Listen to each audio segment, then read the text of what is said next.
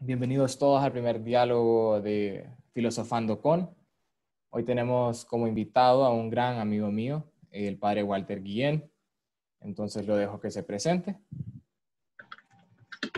Bien, un saludo de buenos días a todos. Me da mucha alegría poderles encontrar en esta plataforma juvenil de personas interesadas en el mundo intelectual y en el mundo académico.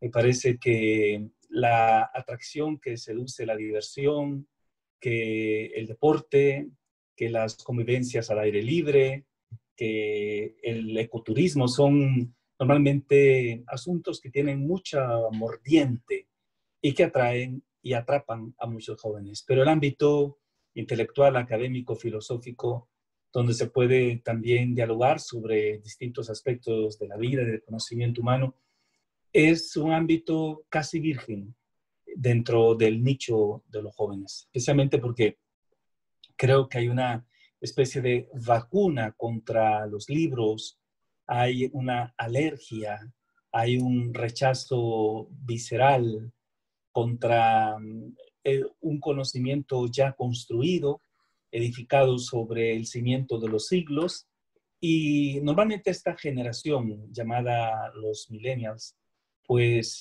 creen muchísimo en las cosas hechas por ellos mismos, en lo que es factible y demostrable experiencialmente, en las cosas que son positivas, en las cosas que son justificadas desde la experiencia. Y desde luego el ámbito intelectual, sobre todo cuando partimos de un proceso y una trayectoria histórica que ha sido lineal e ininterrumpida a través de tantos siglos. Por un lado, existe ¿qué decir? La actitud un poco de reserva, de resistencia y hasta de suspicacia sobre todo lo que huele a antiguo o a todo lo que huele a anterior a mí.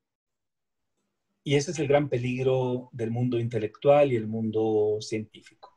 En mi experiencia como docente, como director de centros, como catedrático de universidades, como iniciador también en el mundo del espacio universitario americano, en el ámbito concreto de la educación tecnológica, con el conocimiento que me ha dado viajar por toda América Latina 4 o 5 veces en todos los países y tener una vivencia de la realidad de América Insular, América del Norte, Central y Sur, pues en realidad puedo decir que he encontrado excepcionalmente jóvenes como ustedes interesados en este mundo de la intelectualidad. Y por eso hay tantas deficiencias y por eso hay una negligencia cultural muy grande que muchas veces se satisface solamente con unos cuantos links, con unas cuantas visitas a páginas web, pero existe la poca intencionalidad objetiva de leer, de cerciorarse, de confrontar conocimientos, y esto me parece un punto realmente valioso, especialmente para ustedes que están conectados a esta plataforma. Soy el padre Walter Guillén, hondureño, salesiano.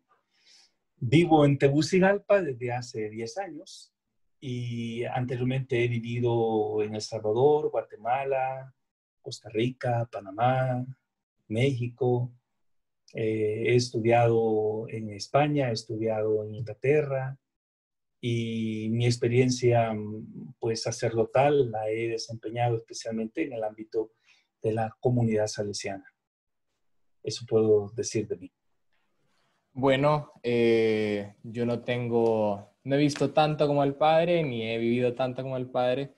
Yo me llamo Reinaldo Rodríguez, me acabo de graduar de la escuela. Como ya dije, soy cofundador del Fénix, que es una página hecha para jóvenes, para buscar esta intelectualidad de la que habla el padre. Yo personalmente me siento muy apegado a la filosofía clásica, esa búsqueda del bien de Aristóteles o de Platón, de la belleza que trae, bueno, la sabiduría y el conocimiento. Entonces, eso es parte de esta búsqueda de conocimiento en la que estamos haciendo hoy en Filosofando con. Estoy muy alegre de tenerlo como invitado, padre. Hoy vamos a hablar sobre algunos temas importantes para la sociedad hondureña que cubren muchos aspectos filosóficos, sociopolíticos y la educación, que es muy importante, específicamente en estos países con tan bajas tasas de personas educadas comparadas con el mundo. ¿Qué le parece si empezamos? Perfecto. Cabe mencionar, es muy importante que las opiniones que yo dé el día de hoy no son las del Fénix. Mis opiniones son meramente mías. Valga la tautología, mis opiniones son mis opiniones.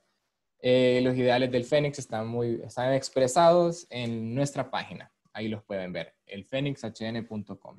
Entonces empezamos.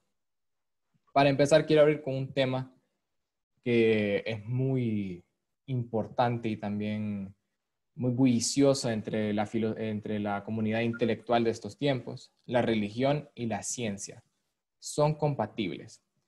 En el mundo se ha visto que el ateísmo ha crecido, especialmente en esos países, normalmente europeos, donde la gente se ha educado más. Han alcanzado tener más tasas de personas con pregrado, grados, posgrados, etc. En estas últimas décadas han salido del estrellato grandes genios como Richard Dawkins, Sam Harris, Christopher Hitchens, y muchas de sus ideas, yo diría que son algún tipo de naturalismo extremo o cientificismo. Siempre se saltan, tienen como factor común tener al método científico como forma normalmente única de adquirir conocimiento. Y estas ideas han tomado una gran tracción en los medios, y no solo en los medios, sino que también en los jóvenes. Según múltiples estadísticas, que voy a dejar citadas en el post, el ateísmo entre las últimas generaciones se ha elevado sustancialmente. Padre, ¿qué cree usted que es la causa de esto? Sí, me parece que es la falta de equilibrio en las cosas. Es decir, cuando nosotros focalizamos la vida desde una perspectiva y la convertimos en un absoluto, allí estamos perdiendo el sentido del conjunto y el sentido de la globalidad. Es difícil interactuar con personas o con mentes por aquello de que cada cabeza es un mundo, es decir, con mundos cerrados. Cuando alguien absolutiza la economía, hablamos de un economicismo. Cuando hablamos de alguien que mira la perspectiva del mundo solamente desde el ángulo de la política, entonces caemos en un politicismo. Cuando hablamos de una realidad que es eminentemente social y la perspectiva y el objeto formal y material de observación como método científico de la realidad universal es la vida del hombre en sociedad, la gregaridad del hombre, pues entonces caemos en un sociologismo y así por el estilo. Y me parece que el ateísmo es eso, precisamente.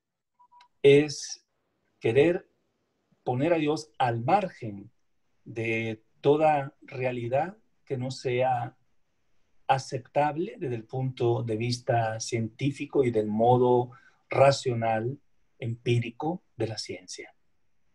¿Para qué? Para que no haya objeciones, no haya limitaciones y no haya obstrucciones a este proceso que se considera plenamente válido y único e indispensable.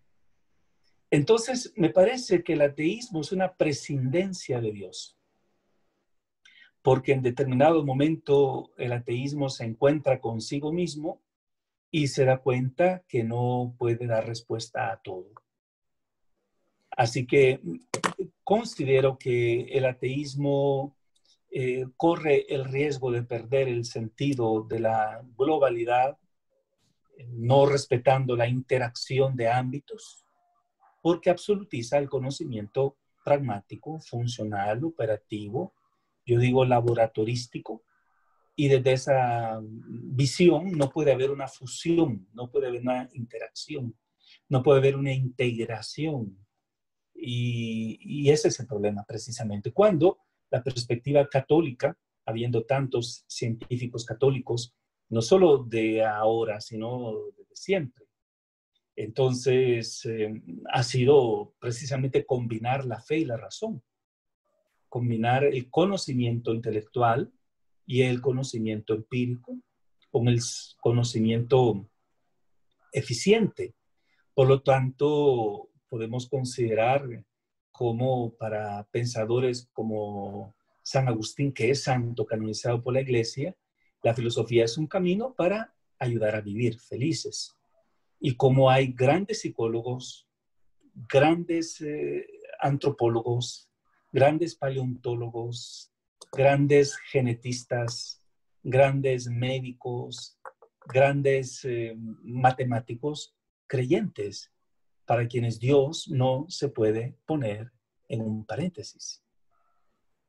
Para nombrar algunos, expandiendo un poco en lo que dice el padre, bueno, está Francis Collins, el mayor investigador del genoma humano, es como el padre, lo podríamos llamar el padre del genoma humano, y personas en la Ilustración como Voltaire, que a pesar de no ser católico, y claramente, y diría yo que es un tema del ambiente sociopolítico en contra de las instituciones, etcétera, era un deísta, Descartes, Soren Kierkegaard, etcétera. No obstante, todas estas personas tenían, digamos, un pensamiento en común, que la religión sí combina, sí se puede ir de la mano con la ciencia. ¿Qué cree que ha sido el motivo, padre, o qué diría usted que es el motivo de esto, de esta afirmación de que la ciencia no congenia con la religión? Sí, me parece que este postulado es uno de los criterios dominantes de la Ilustración y del hiperracionalismo francés. A instancias de una secta potente, de personas también que pasaron del gremio de operarios y de trabajadores manuales y artesanos al gremio de los grandes pensadores y profesores, investigadores, maestros y docentes en quienes se concentraba el conocimiento enciclopédico del mundo. Y me refiero a la masonería. Este principio de la prescindencia de Dios y de la rescindencia de Dios, es decir, yo rescindo todo contrato con Dios, por lo tanto la ley natural no la hizo Dios, corto mi vínculo natural con Dios, por lo tanto las reglas de convivencia humana, no hay que robar, no hay que matar, no hay que quitarle la mujer al prójimo, no hay que mentir, etcétera. También esta vinculación ética con el que dictaminó estas normas, la corto. Toda esa intencionalidad que se ha manifestado profusamente en todos los órdenes donde hay conocimiento, donde hay cultura, porque lo mismo fue en el arte, lo mismo fue en la literatura, y lo mismo es en la música, lo mismo es en la política y en la sociología, lo mismo en la economía como en las relaciones exteriores y en la diplomacia. Prescindir de Dios. Ese es un punto que se ha convertido en un postulado filosófico, teórico, fundamental de la masonería. Desde allí se puede decir que los que no tenían conflicto con su conciencia de hacer una opción contra Dios, entonces de manera abierta manifestaron así su rechazo a la idea de Dios, al concepto de Dios y a la existencia de Dios. Porque una cosa es la idea de Dios, que también la tiene un africano que vive en una montaña impenetrable. La idea de Dios la tiene también un ciudadano que vive en las orillas del Amazonas y que no tiene contacto con el mundo occidental, tiene una idea de Dios. También una persona civilizada de Nueva York que vive en la Gran Manzana y que vive en Manhattan y que es especialista en economía, tiene una idea de Dios. Bueno, una cosa es la idea de Dios, otra cosa es el concepto de Dios, que supone una verdad, una doctrina, y otra cosa es la experiencia de Dios. Entonces, negarse a la idea de Dios. Soy ateo porque ni siquiera soy capaz de tener una idea de Dios. Luego, negar un concepto de Dios y negar una experiencia de Dios, al final es también negar el acceso a Dios. Y por lo tanto, la persona atea se autoproclama y se define también como aquella persona que no puede llegar a Dios, que se autolimita y por lo tanto no puede comprender a Dios, de ahí que no pueda tener una idea de Dios, un concepto de Dios, una experiencia de Dios. Cuando está científicamente demostrado también desde el punto de vista de las neurociencias, está demostrado desde el punto de vista de la experiencia psicológica, y lo dice la psicología analítica. Tú mencionaste a Carl Jung hace un rato. Dios, como decía Carl Jung, es necesario, es funcional. Dios funciona en la psicología humana. Entonces, lo connatural al ser humano es tener esa tendencia a la trascendencia, a lo religioso, a la experiencia que se llama numinosa, no luminosa con L, sino con N, de numen, de sagrado. Y es una vocación, tanto que las personas que no son religiosas y que no son confesionalmente fieles a una congregación o a una denominación, sin embargo, tienden a la hechicería, tienden a las credulidades, tienden muchísimo a espiritualismos, creen en las fuerzas naturales y entran en una especie de espiritismo social colectivo. Y hay personas que se afianzan muchísimo para explicar las cosas que no pueden explicar desde Dios en el ámbito del Feng Shui o del yoga o del mind control y por allí. Por lo tanto, en esta sociedad donde se limita la existencia a Dios, donde se niega a Dios desde el punto de vista de un intelectualismo hiperracionalista e hipercrítico, me parece que desde esta plataforma postmoderna o hipermoderna hay un placebo religioso que sustituye la verdadera convicción y el verdadero camino hacia Dios. Bueno, y hablando también sobre la posmodernidad, voy a explicar un poco porque a lo que yo me refiero con posmodernidad, porque es un tema complicadísimo. Mucha gente ha tratado de dar una explicación de posmodernidad y, bueno, lo que me refiero con posmodernidad es más que todo la filosofía que nace, es como un zeitgeist, la filosofía que nace después de las guerras mundiales, en las cuales, bueno, el ambiente sociopolítico, económico, le dan crean en los filósofos este sentido de que no existe las verdades objetivas. También filósofos estructuralistas como, bueno, postestructuralistas como Foucault, que si no me equivoco explican al ser humano como conexiones entre los otros y no como un ente, como un individuo, como persona, sino más que todo como sus interacciones que tienen con sus otros, bueno, de su especie. Entonces, bueno, hablando sobre la posmodernidad, Sí. ¿cree usted que esta corriente filosófica fuerte entre en el occidente, bueno, empezando como en los 60s, puede haber sido parte de la forma en la que ha ido decayendo la iglesia, y no solo la iglesia católica, sino que el deísmo en general? Sí, qué interesante. Mira, de haber sabido que me ibas a tocar ese tema, encontraría un libro que escribí por allí hace un tiempo en Panamá y que se tradujo también al inglés, que se llama Psicopedagogía, de Freud a la posmodernidad. Y es un libro editado en 2006 por Universal Books. Y ahí trato ese tema precisamente que tú estás refiriendo ahora. Me hubiera gustado tener el libro aquí a mano, no sé en este momento dónde lo tengo, para poder enfocar la respuesta precisa que creo estás pidiendo. Efectivamente, la posmodernidad no es una corriente filosófica tangible, es intangible. Es un pensamiento, es una idiosincrasia, es lo que dicen los alemanes, un Weltanschauung, una visión del mundo, una cosmovisión, es una interpretación del hombre, de la familia y de la sociedad.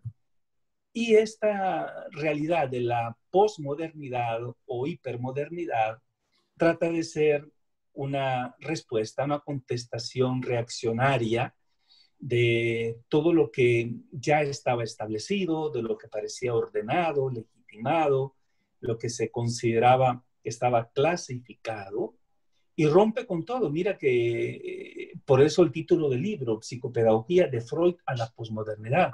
La posmodernidad rompe hasta con Freud. La posmodernidad rompe con la Constitución de la República, la posmodernidad rompe con la Biblia, la posmodernidad rompe con todos los conocimientos y todas las escuelas del pasado.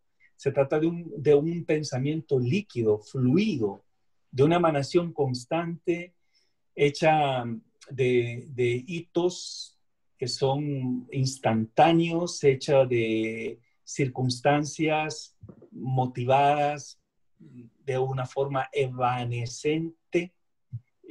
Por lo tanto, se habla de un pensamiento líquido y único que dio paso a la globalización desde el punto de vista económico, social y cultural.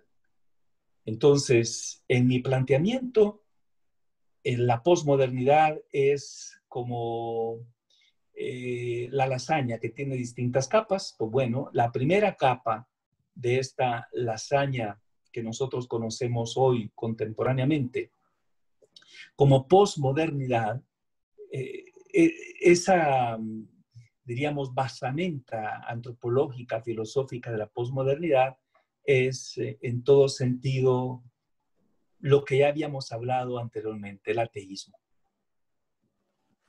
Es Eh, un ingrediente infaltable. Creo que también, también diría yo que es parte del movimiento ateísta, porque la posmodernidad también, de la posmodernidad nace el relativismo moral. Bueno, se pierden las verdades universales, tal como lo dice Lyotard, se niegan, voy a parafrasearlo un poco, se niegan las metanarrativas, que, bueno, para ponerlo en palabras simples, son esas narrativas que tratan de contar una verdad universal que, bueno, la filosofía occidental normalmente, la filosofía occidental clásica, la filosofía moderna también, trata de establecer con Descartes, por ejemplo, o bueno, desde los tiempos de la Grecia clásica. Hicieron unas preguntas en el chat, las vamos a responder al final para poder seguir con el tema de manera fluida. Ahora una pregunta sobre, bueno, seguimos con el tema de la ciencia y la religión. En su opinión, padre, ¿usted cree o piensa que se ha quedado atrás la Iglesia en avances científicos como respaldo de la teología o la filosofía? Pienso que no. Para los que no lo saben, la Iglesia tiene desde el tiempo de Papa Pío XII una comisión científica, una institución independiente del rigor, de la formalidad y de la unidad de los conceptos morales y teológicos de la Iglesia, una academia de las ciencias. Y en la Academia de las Ciencias también hay personas de otras religiones, de otras confesiones cristianas e incluso ateos. Es decir, la Iglesia no ha abandonado el ámbito de la reflexión y de la intelección de la cultura y de la ciencia. Al decir intelección, me estoy refiriendo a la penetración, a la interiorización, entrar en ese mundo que nos va a conducir hasta los lugares más recónditos, más remotos del pensamiento humano. Y por lo tanto, la Iglesia tiene, por ejemplo, en la encíclica Laudato Si de Francisco, un pozo de sabiduría, es una montaña enorme de aspectos científicos que podríamos preguntarnos de dónde tanta sabiduría en un papa. ¿Por qué habla de esta manera? ¿Por qué escribe con tanta fluidez y con tanta asertividad? ¿Y por qué es tan seguro y tan acertado en lo que afirma y en lo que contraafirma? ¿Por qué esta seriedad? ¿Por qué esta presencia monolítica del pensamiento católico ante el mundo? Porque sencillamente la Iglesia es la iniciadora de la cultura occidental. La Iglesia dio unidad al mundo occidental. Y la Iglesia es la madre de todas las universidades. La Iglesia generó el mundo intelectual, compiló, diseñó formas para poder también distribuir, clasificar epistemológicamente las ciencias. Después de que en el mundo grecolatino existía solamente la física, la filosofía, la matemática y la teología. Entiendo. Es importante lo que acaba de decir. Quiero partir de lo de la iglesia como fundadora de muchas, bueno, de universidades en el mundo occidental, es cierto. Empieza con la escuela, ese movimiento de la iglesia por encontrar o por impartir la educación, empieza con la escolástica en la Edad Media, si no me equivoco. ¿Cierto? Y bueno, mucha de esa influencia católica específicamente bueno, es parte también de la vida política de las personas, no solo específicamente de los estados, sino que de los individuos que hacen intercambios intelectuales y económicos en las sociedades. Entonces quiero partir de eso para entrar un poco en el tema de la institución católica y su llamado a la influencia política. Bueno, para abrir un poco el tema, quiero empezar hablando en Aristóteles. Aristóteles en la política nos llama animales políticos. Si no me equivoco, en griego es zoon politik, porque tenemos la capacidad y la necesidad de vivir en sociedad. Él expresa, y lo parafraseo un poco, que la naturaleza nos otorgó la capacidad de hablar y racionalizar y nos hace capaces de compartir conceptos como la justicia, el bien. Ahora sabemos que es parte de la evolución. No obstante, Aristóteles hablaba muy acertadamente de que la naturaleza nos otorgó este tema, sea como sea. Y es importante notar que Aristóteles dice que el hombre tiene la responsabilidad moral de ser feliz en comunidad y tratar de que otros sean felices. Mucha de la filosofía católica está basada en Aristóteles, así como la filosofía occidental en general. Bueno, hay diferentes corrientes también, pero no vamos a entrar en el neoplatonismo de San Agustín, porque lo que quiero hablar es más que todo Tomás de Aquino y Aristóteles y la política en la vida de los católicos basados en ellos. Entonces, bueno, ya sabemos que el Estado se separa de la Iglesia en la Ilustración. Es importante notar que, digamos, los primeros pasos de estos momentos de separación empieza con la Paz de Westfalia, y el papado pierde mucha de su hegemonía política y militar.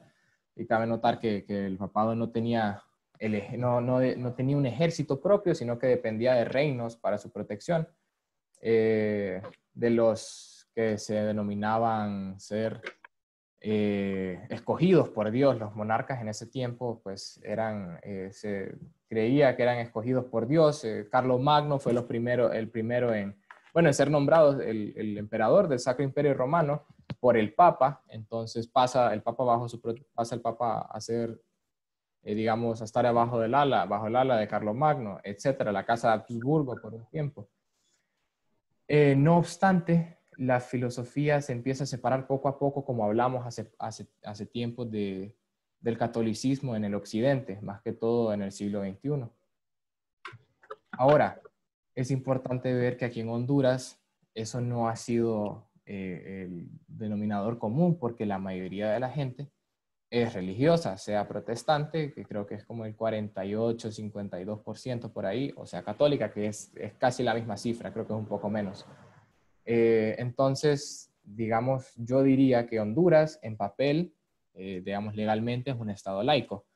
No obstante, parece que Honduras se comporta como un estado aconfesional, es decir, que no, que apoya a una religión en específico o algunas, o las ideas de algunas religiones en específico, que serían específicamente el cristianismo y sus, digamos, particiones, el catolicismo y, bueno, lo que aquí se conoce como la parte evangélica, que podríamos partirlo en diferentes partes, pero lo voy a llamar evangélico.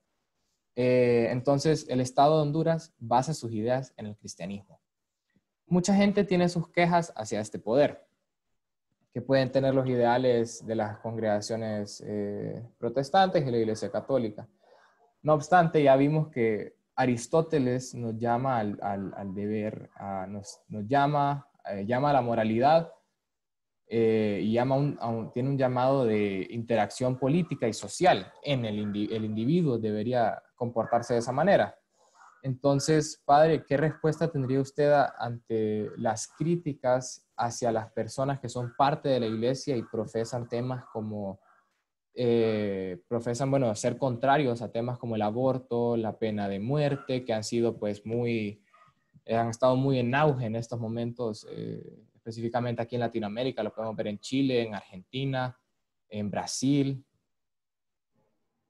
Sí, ahí veo yo uno de los efectos esquizoides de un conocimiento desarraigado de la ética, o un conocimiento o una experiencia que está desmembrada, descuartizada, que no funciona de una forma integrativa ni integradora, sino disociativa y disociadora.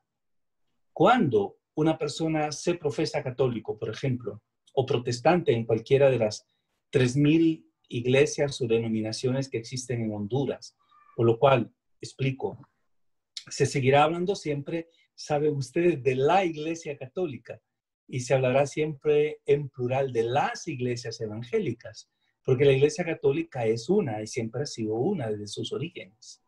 Invariablemente, esté aquí o en Samoa Occidental o esté en Nueva Zelanda, en Groenlandia o en Alaska, siempre la Iglesia Católica va a ser una.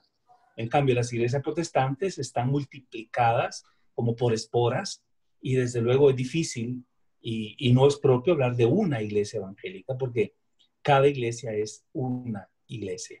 Pues desde esa perspectiva encontraremos nosotros creyentes en la Iglesia Católica y creyentes de las iglesias evangélicas que opinan a favor, por ejemplo, del matrimonio de personas del mismo sexo, o que opinan a favor del aborto, o que aceptan un sistema político sin criticarlo, o al presidente de la nación sin objetar hechos, datos, aspectos que son notablemente equivocados en su comportamiento y lo aceptan con una mentalidad acrítica, partiendo de aquel viejo principio de la antigüedad, de que todo rey puesto es puesto teocráticamente.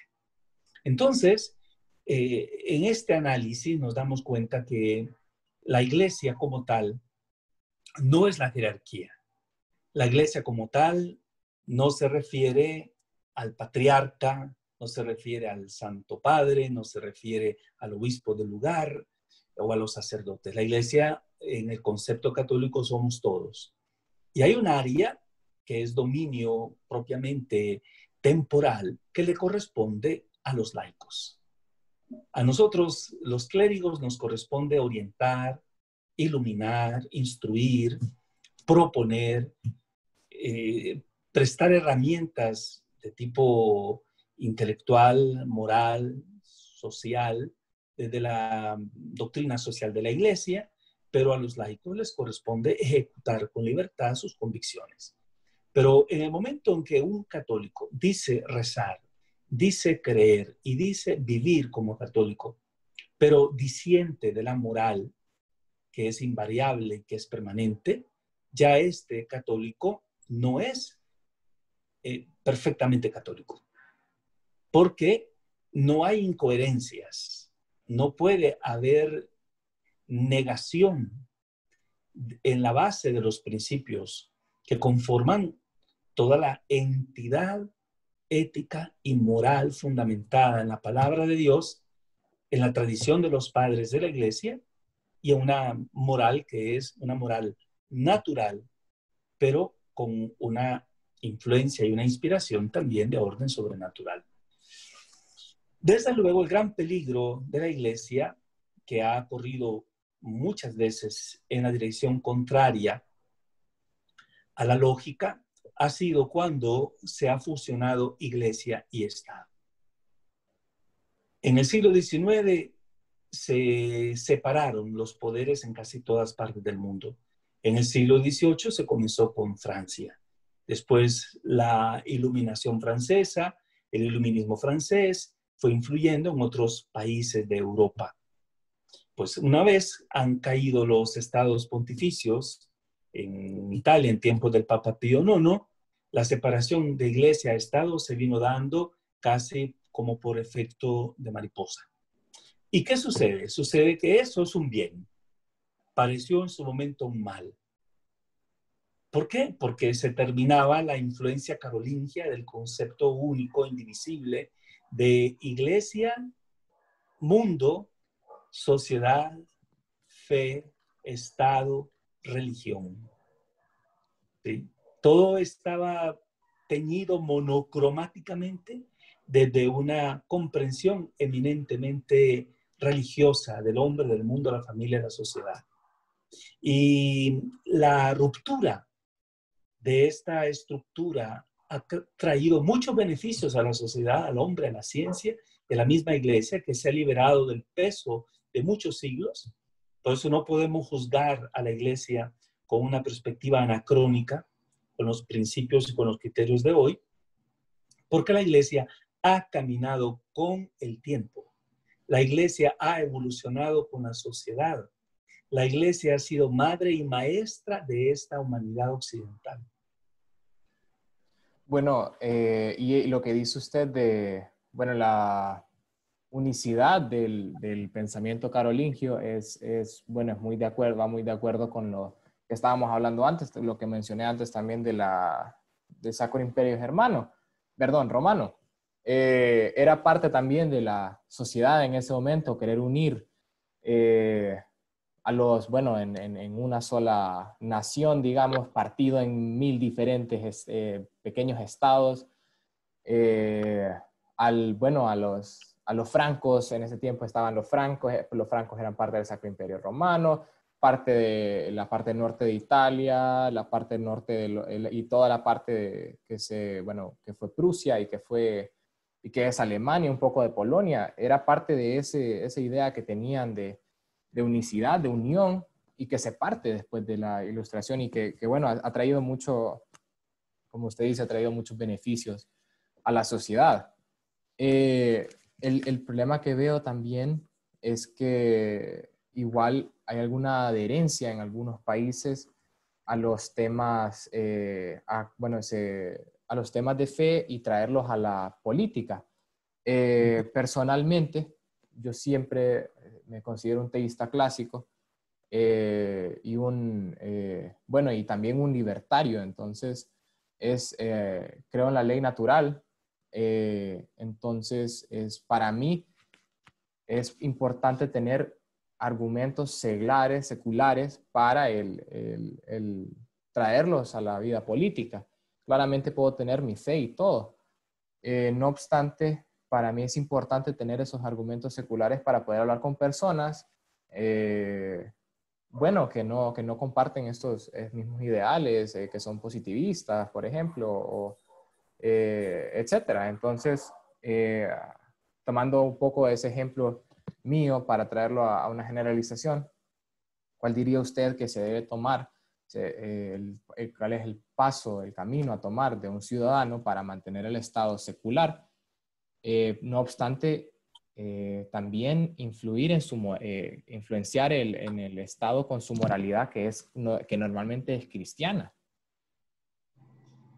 Pues bien, en la Edad Media existía el principio de cuius regio eius religio, que significa, así como es la religión del príncipe, va a ser la religión del pueblo. Cuius, así, cuius regio eius religio. La tendencia ha reaparecido. Entonces, cuando debería haber una separación entre la realidad y la dimensión espiritual y la vivencia de lo sagrado como un principio de fe y como una opción personal de fe, ahora ha transminado muchas realidades políticas y estatales y gubernamentales. Y se quiere aplicar este viejo principio medieval porque de alguna manera vemos nosotros los presidentes que hacen una opción religiosa particular, concreta, y quisieran entonces que el pueblo fuera también de su religión. Y favorecen entonces instancias, tocan políticamente algunas personas que son significativas, las hacen bailar al ritmo del himno nacional del país y de alguna forma estos personajes que deberían ser hombres dedicados a la fe, a la religión y al culto divino, dependiendo, claro, de su normativa eclesiástica particular, que la católica tiene muy claro lo que puede hacer, hasta dónde puede llegar. Entonces, estos personajes pasan a ser danzantes de una fiesta folclórica. Y eso se da entre presidentes que se piensan a sí mismos como reyesuelos. Y se da normalmente en democracias débiles, donde una de las formas de mantener enhiesta, es decir, de pie, rígida, la figura de un gobernante débil que, por lo contrario, se doblaría ante el peso de la ineficiencia, de la corrupción, o sencillamente por la carencia de liderazgo, entonces uno de los aspectos que le mantiene en pie es la utilización de lo religioso como un cauce a través de lo cual puede también mantenerse, ¿qué decir?, propagandísticamente y electoralistamente y clientelistamente en pie. Y por eso vemos nosotros incluso una sobresaturación de lo religioso en el ámbito del Estado. Hoy me llegó esta mañana una invitación, por ejemplo, a una mañana de oración desde la Secretaría de Estado, de la Cancillería de Honduras. ¿Dónde está? Y bueno, iban a participar ahí dos sacerdotes. Uno iba a dar una charla y otro como que baila y canta bonito. Pero igual llaman a la Iglesia Católica y a la par, como si fuese igual, llaman también a otras denominaciones como si fuesen igual entre sí. A todas les dan un reconocimiento de paridad, tratando de crear una especie de una visión de homologización de todo, sin entrar desde luego en las diferencias, para crear ante el pueblo una impresión de simpatía y de sintonía con esa alma religiosa que tú decías, cristiana, que existe en las raíces culturales de nuestros pueblos. Para mí esto es contaminación. Para mí la iglesia no es la novia del gobierno, ni el gobierno es el esposo de la iglesia. Para mí la función de los sacerdotes, y hablo por mí, es diferente. Y la jerarquía católica se desliga y ¿cómo decirle?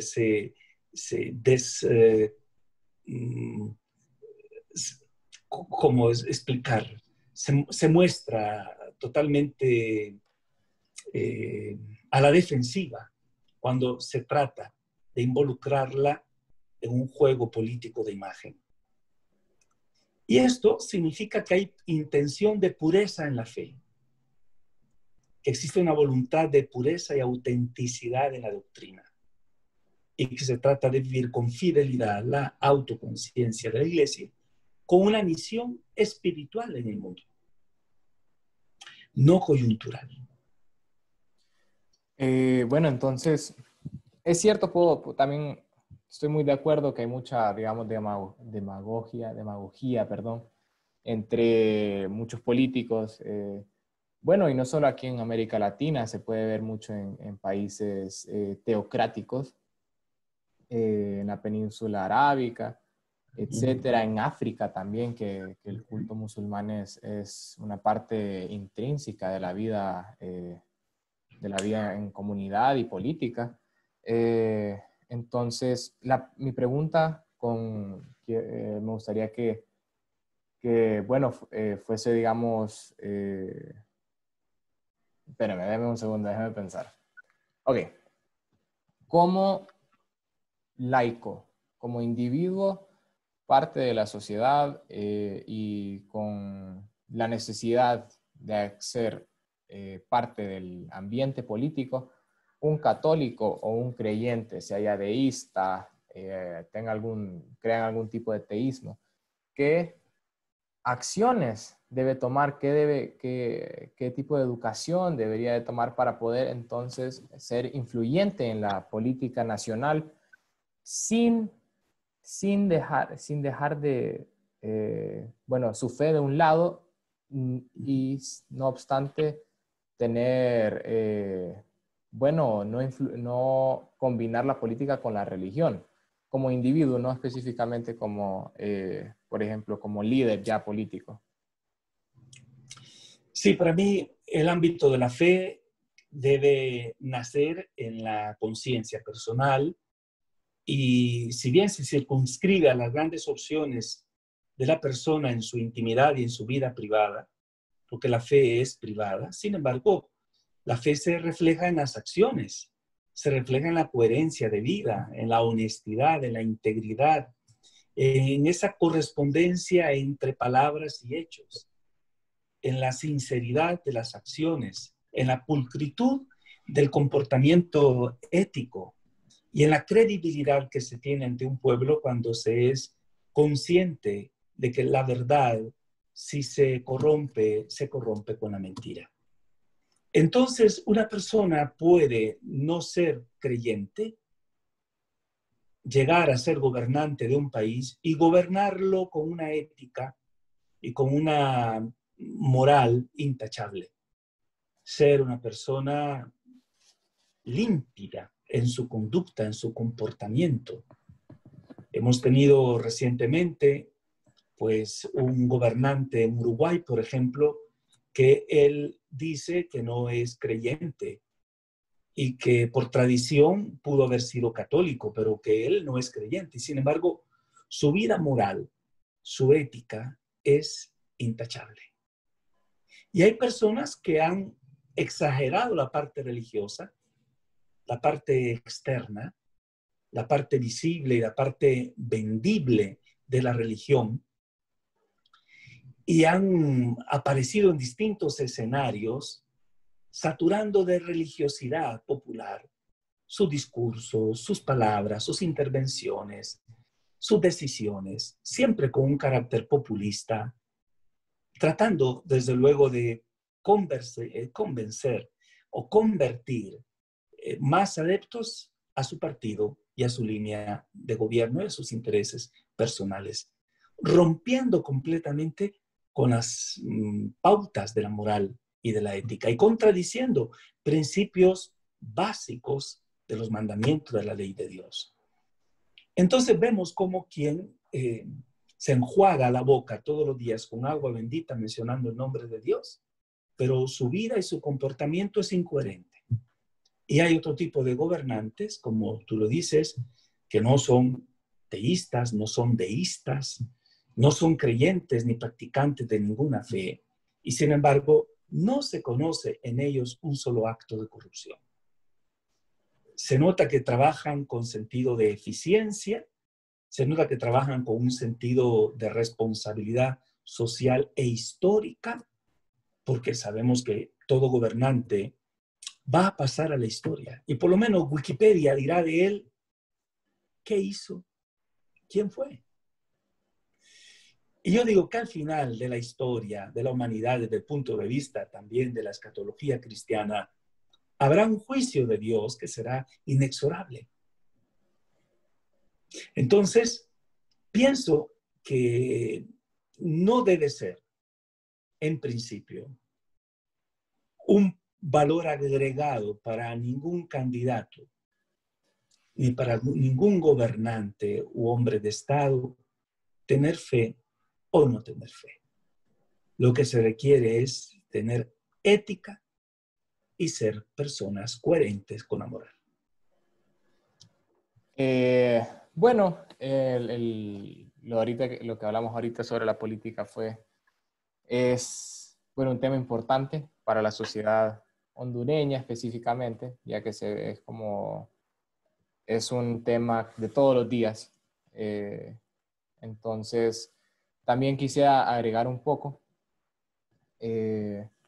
como comentario personal, que tiene que ver mucho también con la posmodernidad, que se critica la forma ética en la cual la cultura de Occidente vive,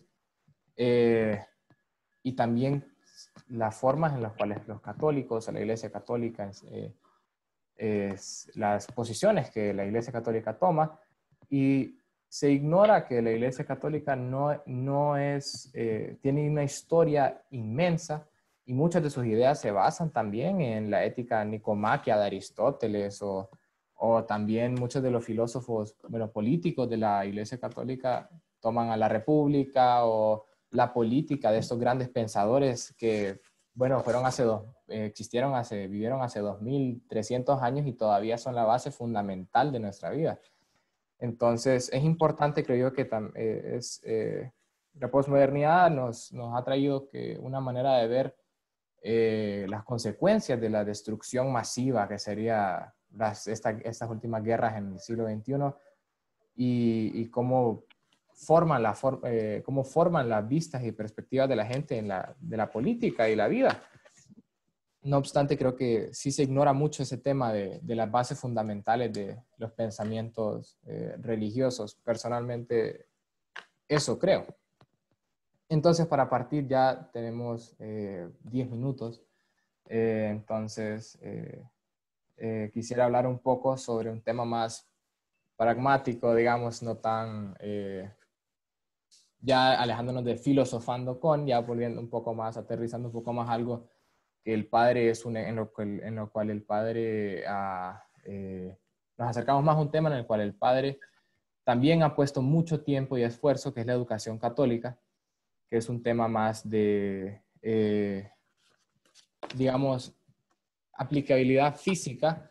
Claramente el pensamiento intelectual es igual de importante, diría yo. Solo que quiero cambiar un poco al tema del tema pragmático. Padre, habíamos hablado sobre el ateísmo, el creciente ateísmo en el mundo. Y usted dio una interpretación de un mensaje del Papa, que si lo interpretó correctamente, usted me puede corregir si no es así. La educación católica ha incrementado su número de estudiantes en general, no obstante, en el occidente, en Europa específicamente, ha bajado sustancialmente. Y también el capital humano de consagrados ha escaseado, específicamente hablando sobre la educación católica. Y estos consagrados que trabajan en escuelas, que son, bueno, parte de las congregaciones y diferentes, de las diferentes congregaciones católicas. ¿Por qué cree que esto se ha dado? ¿Y qué tan representativa puede ser esa información en Honduras? Es decir, si pasa lo mismo de la escasez de capital humano consagrado, si los números han bajado, han subido, etcétera. Muy bien, sí. Ha crecido la demanda global de la escuela católica porque la escuela católica, como se reconoce históricamente, es la verdadera institucionalización de la educación pública la hizo la Iglesia Católica. Antes de que el Estado, diríamos así, se apropiara de la educación pública, ya existía la educación pública en manos de la Iglesia. Es decir, una escuela gratuita, de calidad, con extensión y cobertura de población. Las primeras escuelas en América Latina, es una realidad histórica, nacen a la sombra de los campanarios o de los conventos y monasterios. Primera constatación. Entonces, por antigüedad, la escuela católica, aún en ámbitos protestantes, netamente protestantes o estadísticamente protestantes, como puede ser Estados Unidos y Canadá, han tenido siempre, originalmente, gran prestigio. Segundo aspecto, porque la escuela católica es abierta. La escuela católica es incluyente por definición. Católico significa universal y por lo tanto universal significa aquí viene una persona con un pensamiento, hijo de un político de un partido, e hijo de otro político de otro partido, hijo de un embajador de tal nación que es enemiga histórica de otra nación, y ahí se hacen amigos y se hacen hermanos. La escuela católica es un punto de referencia de mancomunidad.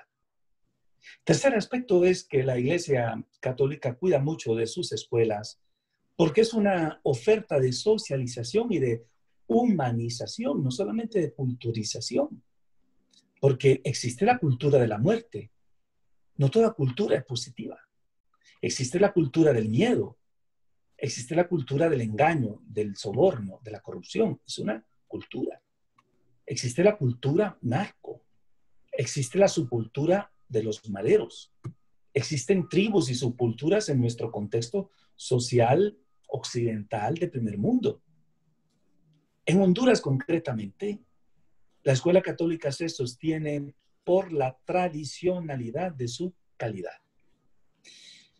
Lamentablemente, estadísticamente, los religiosos, sacerdotes, religiosas dedicados a la educación, hemos disminuido. Muchos se han muerto y no han sido, por lo tanto, relevados por nuevas generaciones. De ahí que sea tan vigente nuestra vocación y de ahí mi invitación a muchos jóvenes a que puedan también elegir esta forma de vida, sabiendo que es un camino para ser feliz, pero sobre todo para hacer felices a los demás. Porque es una vocación de autonomía, de libertad, de independencia total.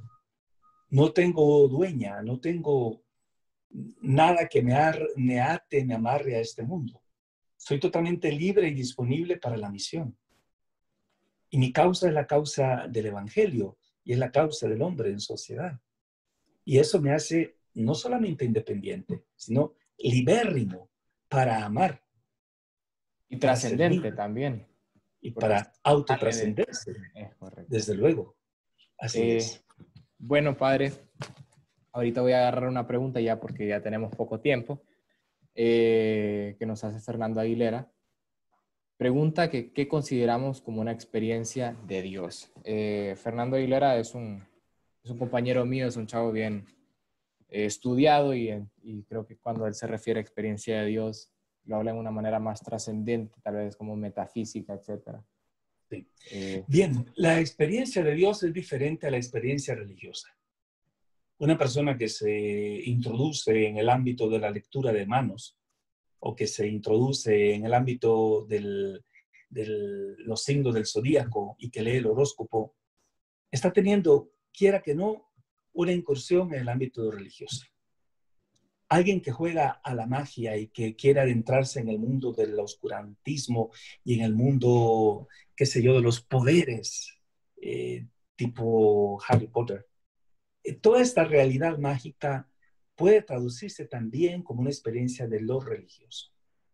Pero la experiencia de Dios es una experiencia personal. Es inefable. Inefable significa etimológicamente esta partícula privativa, ¿sí? Este prefijo. Significa sin, fable, de hablar. No se puede hablar de ella, no se puede transmitir, no se puede comunicar, porque es una vivencia totalmente íntima y personal.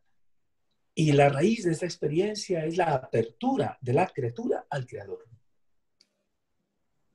Entiendo. Y es un momento, puede ser un instante, puede ser un segundo, pero que marca interiormente a la persona de tal manera que queda sellada con una evidencia que se vuelve para ella imborrable en su mente, en su sensitividad, pero inefable en su comunicabilidad.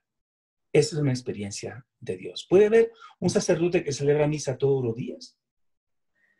y no tiene experiencia de Dios. Y puede haber un niño que no sabe mucho de teología ni del catecismo y tener, sin embargo, una profunda experiencia de Dios. Entiendo, es un tema bien, entonces, personal. Personal.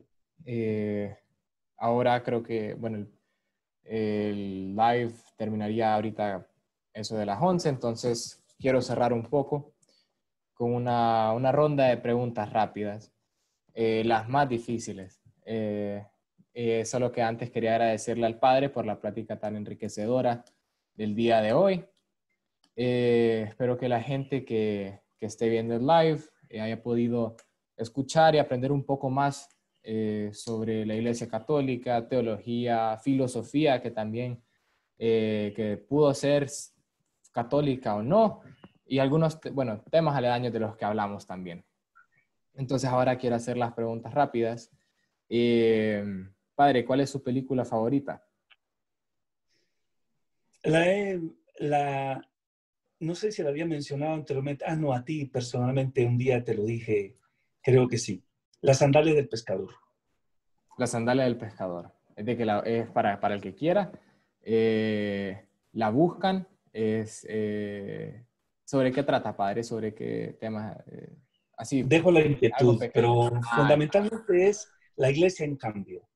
La iglesia que se mira a sí misma, se juzga a sí misma, se revisa a sí misma. La iglesia que se quiere sacudir el peso de los siglos, pero que hace su opción de fe y de fidelidad absoluta a Cristo, no obstante estas variaciones, estas crisis de una ola que ya en aquel momento se podía llamar posmoderna.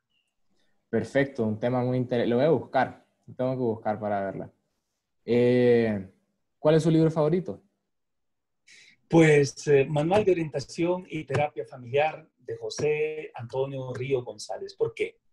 Porque lo veo todos los días, lo uso todos los días, recurro a él todos los días por cuestión ¿Y, de trabajos, de orientación y ayuda. y de ficción? De ficción, Harry Potter, toda la serie. ¿En serio? Sin embargo, no me gusta, por ejemplo, JJ Benítez y El Caballo de Troya. Esta edición que se dio a finales de los 80 y 90 no me gustó. Lo siento muy contaminado. Y por último, una producción que bajó enormemente su calidad. En Harry Potter uno puede espigar y encontrar valores cristianos auténticamente humanísticos. Sí. Muy interesante. Nunca, personalmente, nunca he leído un libro de Harry Potter. No sé por qué. Entonces, Ajá. Sí, tengo que entonces hacer la investigación. cuidado que no pertenece para mí, no pertenece absolutamente, es decir, no del todo, al mundo de lo imaginario. Es que lingüísticamente, literariamente, los diálogos, las descripciones son preciosas. Sí. Ahora, ¿cuál es su filósofo favorito? Paul Ricoeur, Y su filósofo francés, favorito. Ah, perdón, sí. fenomenólogo, Eh, fenomenólogo francés, contemporáneo. y su filósofo favorito que tenga ideas contrarias al cristianismo.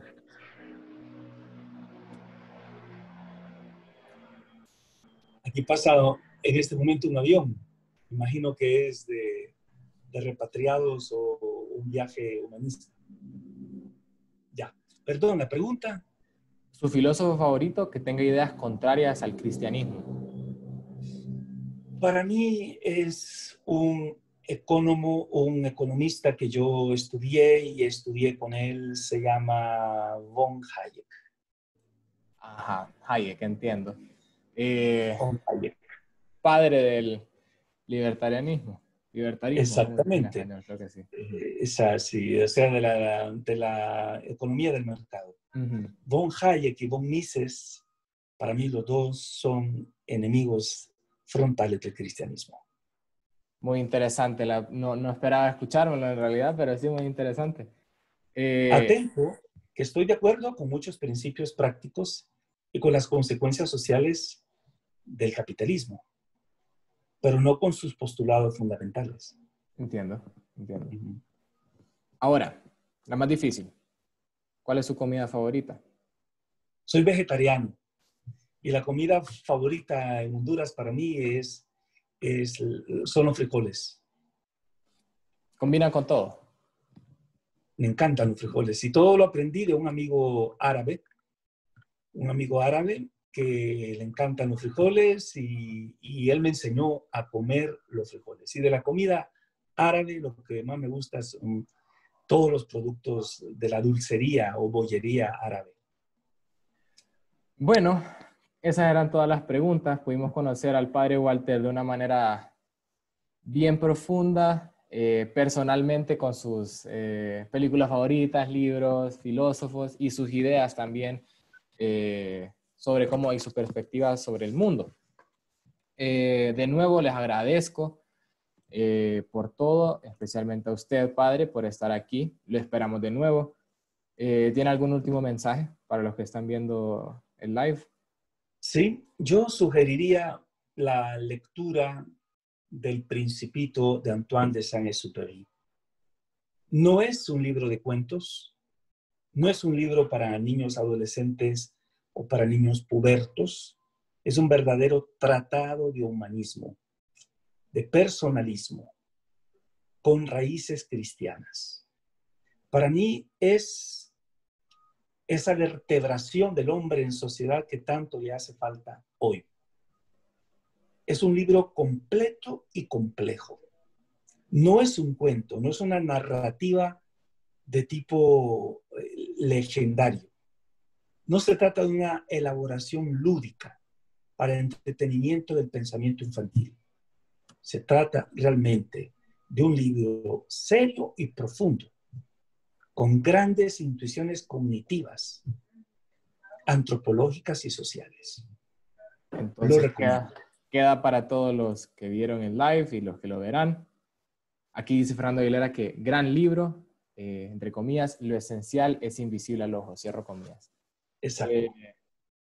Que, Y a veces cuando el ojo tiene la pupila cerrada, se necesita un poquito de midriasis, es decir, un poquitico de extensión de la pupila. Y eso nos permite ver el mundo con más amplitud. Y lo necesitamos todos. el padre nunca nos termina de sorprender con sus